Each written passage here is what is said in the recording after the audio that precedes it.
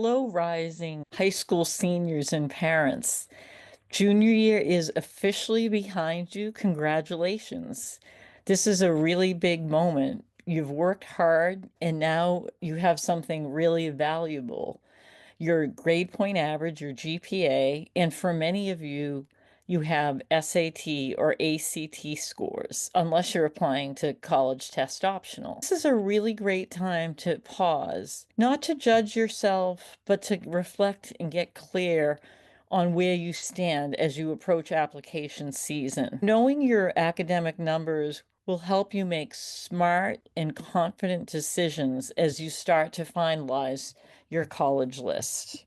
So the first thing is you need to know your GPA. So let's start with that. Your GPA, or otherwise known as grade point average. You'll want to look at both your weighted grade point average and your unweighted. So the nice thing is, even if your high school doesn't weight the GPA, the colleges will note if you took advanced honors, AP, or IB classes. They'll look at the GPA that your high school reports, but they're going to do their own analysis of how you did. So if you pushed yourself in those classes, that's wonderful. That will really help you as you go through the application process. Let's move to test scores. Even in a test optional world, strong scores still help. We've seen in the past year that many colleges have returned to testing. Those tend to be the most selective colleges. Some schools will admit a lot of students who don't submit scores. So that's still an option if testing doesn't show your ability.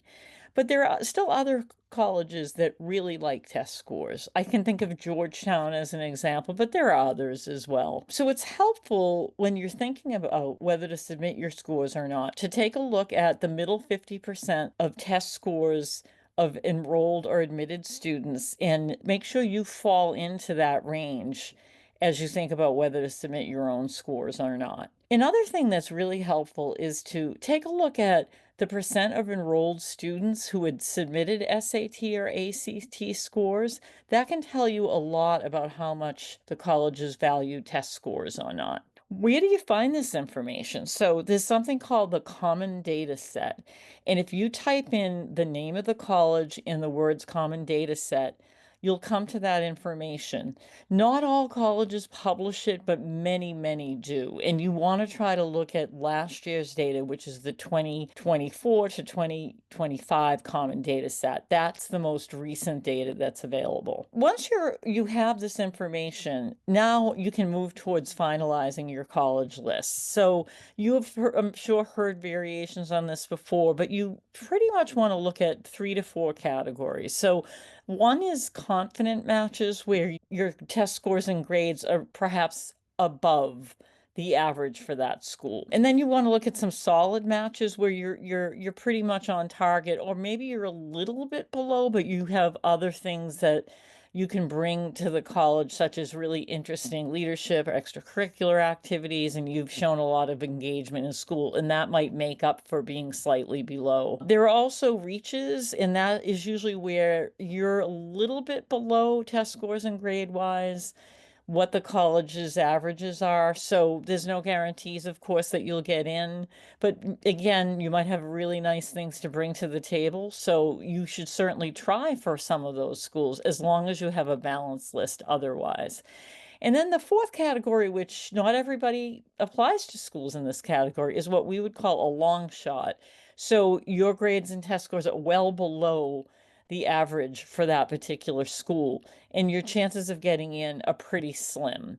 So you would really have to think long and hard whether it would be worth applying to that school or not. Let's keep in mind that it's not just numbers. There's lots of things about you that make for a compelling story.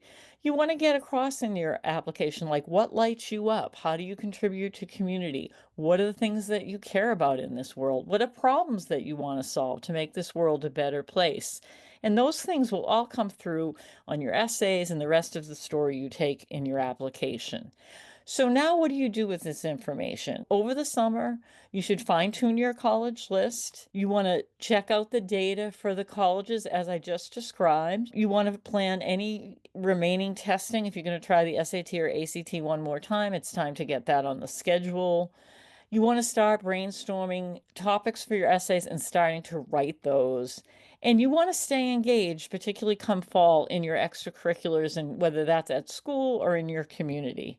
So remember, the goal isn't just to get in somewhere, it's to find a college that is going to meet your goals and aspirations where you'll grow, you'll contribute, and you'll feel truly seen. You've done a lot already. Now it's time to build on that so you enter fall in a really strong position. Remember, you don't have to figure this all out alone. At Educational Advocates College Consulting, we're here to help you make sense of your options.